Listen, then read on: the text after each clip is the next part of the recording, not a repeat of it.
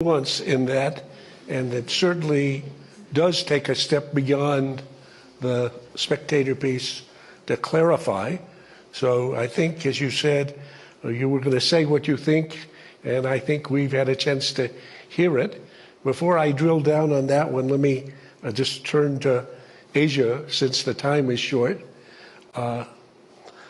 You've been involved in the whole question of China and its role in the world, including its relation with the U.S., since you and Nixon went to China to open relations with China now a half century ago. When that began, if one of the clear irreconcilable differences among the parties at that time were the views about Taiwan. But in the Shanghai Communique and in the framework of strategic ambiguity that you and Zhou Enlai and company wove, irreconcilables didn't turn out to be unmanageables. And somehow the 5 decades since then have actually seen better increases in the lives and well-being of people on both sides of the straits than in any equivalent period in their history. So, on the other hand, this situation is heating up, where you can see some political impulses in the U.S. Even calling for recognition of Taiwan as an independent country, something that you've said and that I have written as well. I cannot imagine any Chinese leader abiding. So what about the Asian front, and also from a historical perspective? When President Nixon began to move together with Chairman Mao towards progress in the American-Chinese relationship, there had been 162 negotiations about Taiwan in Warsaw, which ended very quickly on each occasion, because each side put forward the proposals that the other side would not accept. We began the process because we were convinced that the American people should be given a vision of peace that was not defined by the Vietnam War, but that showed prospects of constructive relationships developing even among societies that had ideologically substantial differences. China felt itself at the same time under pressure from Russia and considered it to its own advantage to open a dialogue with the United States. For 5 decades, this process operated effectively. The issue of Taiwan was put under arrangements under which the Taiwan could develop economically, politically, without the affirmation by the United States of a separate China, and the contribution that the United States made to the process was its affirmation that it understood the Chinese view on one China, and that it would not challenge it. This process has been under pressure in both sides. In recent weeks, the presidents of China and the United States have met to arrest the movement towards conflict and begun and created a basis for a dialogue. And I am delighted to see that my friend of 2 decades, Leo, has expressed a vision at this meeting, which outlines ways by which this process can be implemented. What this process needs, above all, is a deep conviction on both sides that it is not simply a tactical move, but a necessity for our period, when the two technologically most advanced countries with capacities in artificial intelligence and nuclear destructiveness are engaged in a confrontation,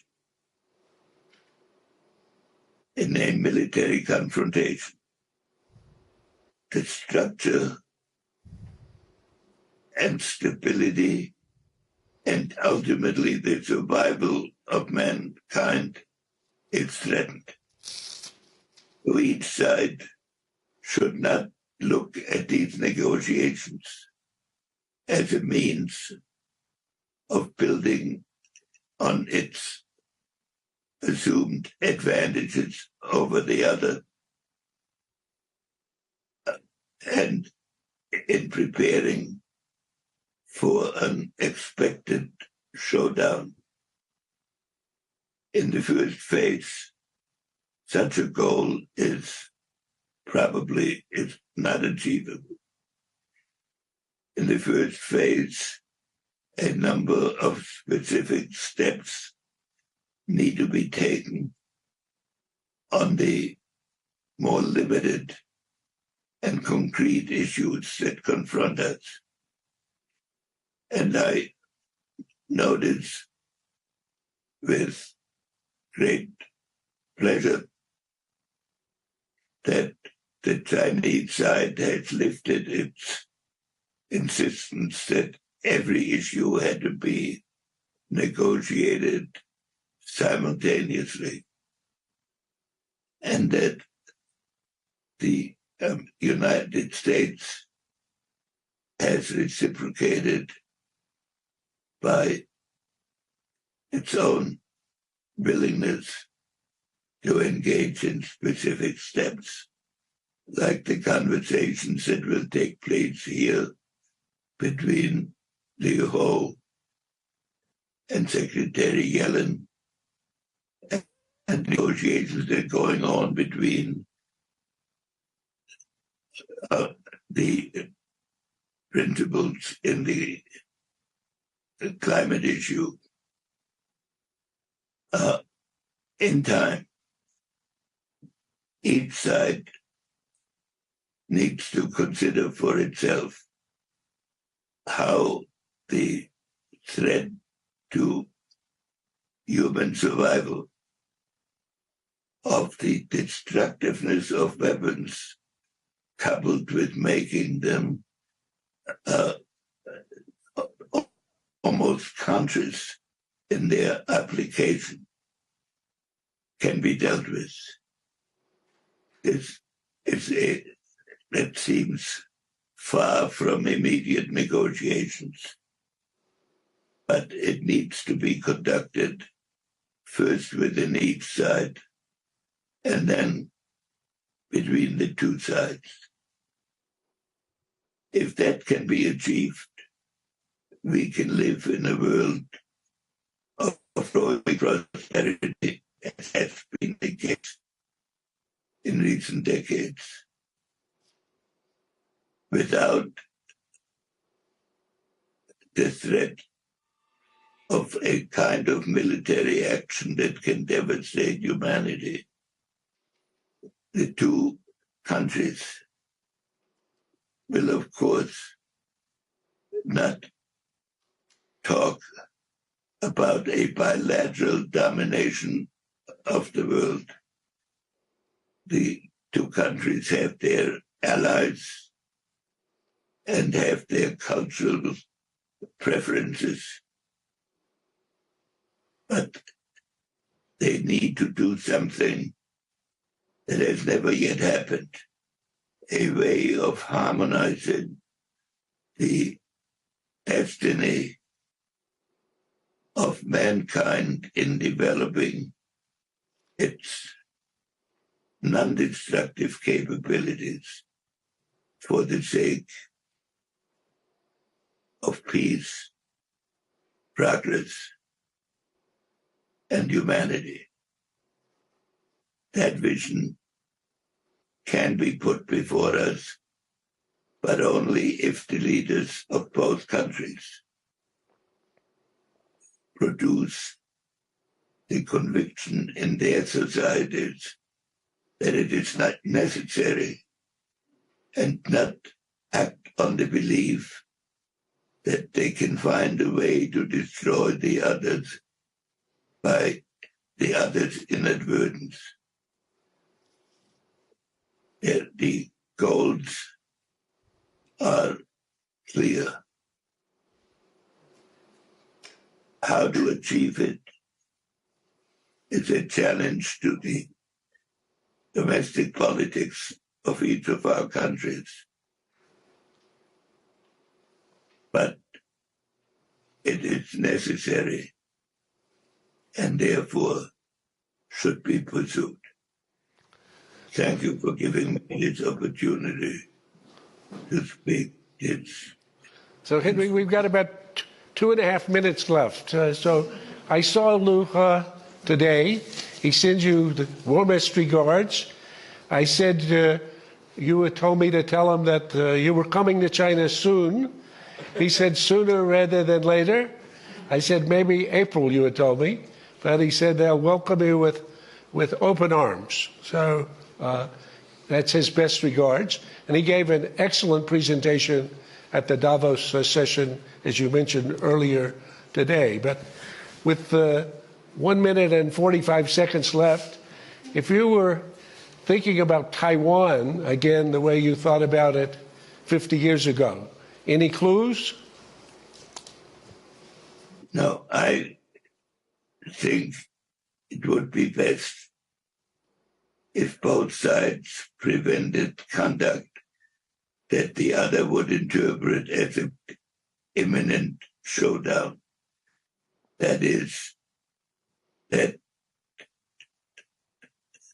China should restrain its military buildup and the United States should avoid acting as if it was heading for a two-China solution under the guise of one China principles.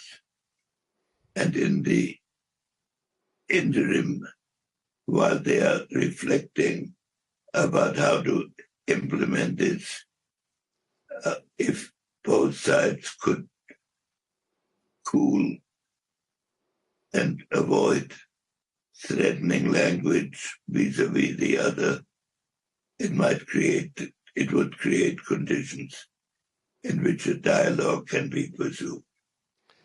Well, thank you very much. So I'm sorry that our time is given out for today, but for 99 years young, your mind is as sharp as ever, and I would say we're looking forward to the centennial and beyond. So let's say thank you very much to Henry.